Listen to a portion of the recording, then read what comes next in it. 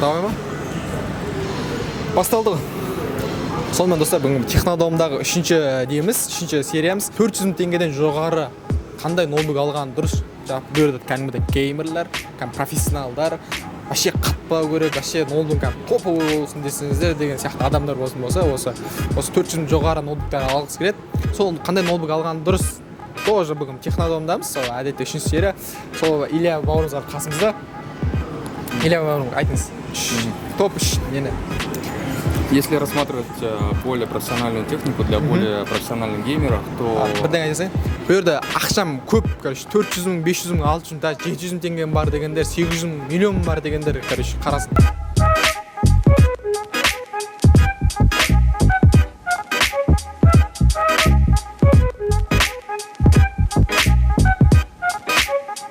Если рассматривать более серьезную технику для уже профессиональных геймеров, то я, пожалуй, остановлюсь на этой модели. То есть я бы дал ей первое место, потому что здесь собран практически максимальный, не практически, а максимальный набор характеристик. Здесь идет i7 процессор на 9-м поколении, здесь идет оперативная память 16 гигабайт, здесь стоит SSD на 512 гигов, и, что немаловажно, здесь стоит одна из самых крутейших видеокарт RTX 2060. Геймерлар өте маңызды видеокарта деген ойындағы нелеріне. Қанша герц? 144 Гц. Топовый. Он реально идет один из топовых, здесь практически максимальный набор характеристик. И плюс это игровая серия Omen. То есть это доработанная система охлаждения, это металлический корпус, это RGB подсветка клавиатуры. Екінші? Второе место.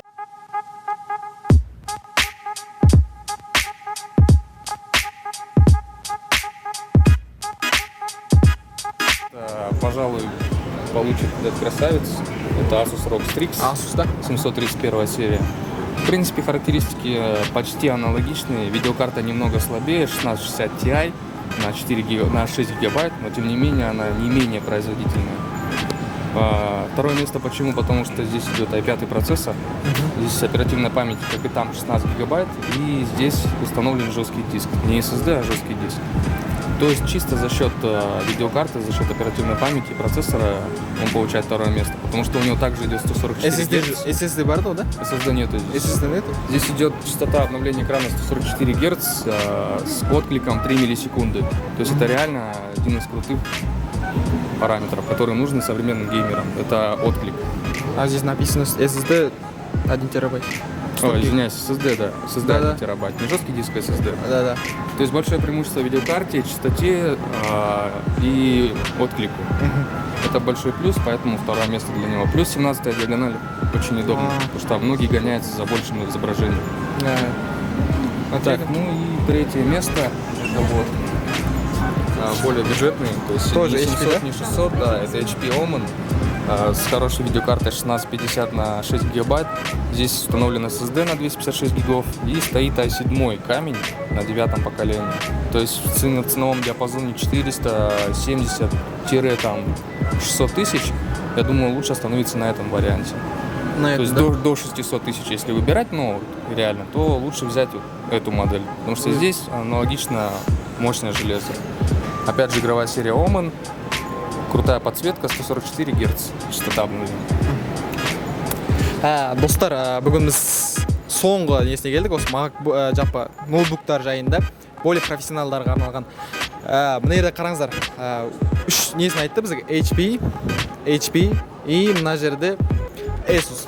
Өздеріңіз білесіздер, геймерлердің арасында көп бағаланатын осы Asus ноутбугі, бірақ HP-де өзінің жаңа ноутбугын шығарған 715 мың теңгеге. Бұл жерде бір ең ключевой нәрсесі SSD, бағана біз айтып отқан процессор бар, мощный, HD қарағанда өте жақсы жұмыс істейді. Себебі бұл да компьютеріңіз вообще қатпайды, ұшады, қосасы сразу қосылып кете береді деген сияқты. 1 терабайт, 10 гигабайт, 1 терабайт SSD бар. Еще мына жерде 16 гигабайт, азу 16 гигабайт. Мен сіздерге айтайын, егер игровой ноутбук алатын болсаңыздар, Core i5, ең несі Core i5. Содан бастау керек, процессор Core i5. азу 18, кейін SSD болу керек несі. Одан кейін бізде екінші Asus'ты да алған өзінің бағасы 660 мың теңге.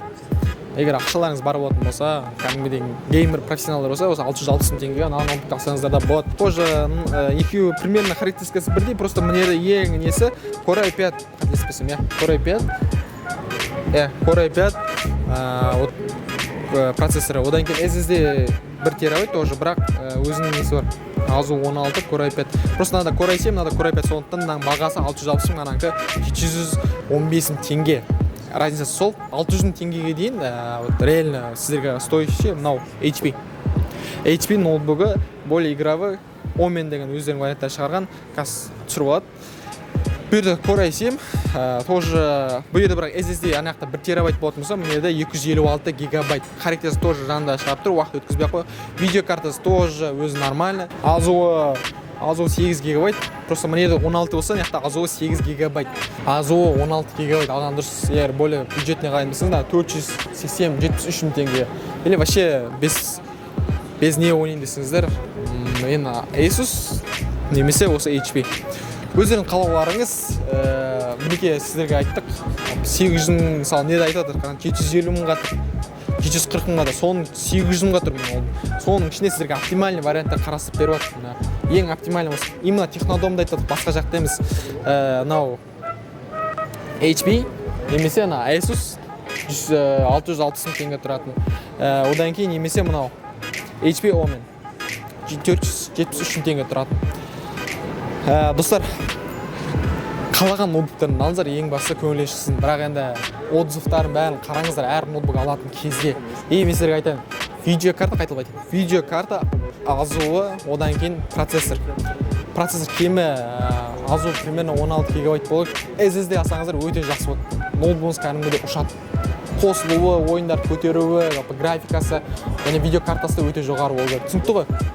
Сіздерге пайдалы болса, достар, келесіде қандай видео шыққан қалайсыздар? Комментария жазып кетіңіздер, одан кейін каналға тіркеліп алыңыздар, лайк басыңыздар. Достар, айтып қойып, қайталап айтайық. Бұл басқа Қытайдың ноутбуктары бар, аяқ ноутбуктары бар, немесе тағы да бір өзің брендтер бар ғой. Соны не үшін айтпадың, ноутбук не үшін айтпадың? Біз айтайық, достар. Осы технодомда барын айталар. Жоқ нәрсе айтамыз, тек қана технодомда. Егер ол ноутбуктар қаласаңыздар, қандай ноутбуктың типа обзор жаса десеңіздер, комментария тоже жазып кетіңіздер. Бар болса, канал тіркеліп алыңыздар, лайк басыңыздар, қоңырауын басып қойыңыздар. Давайте, пока-пока.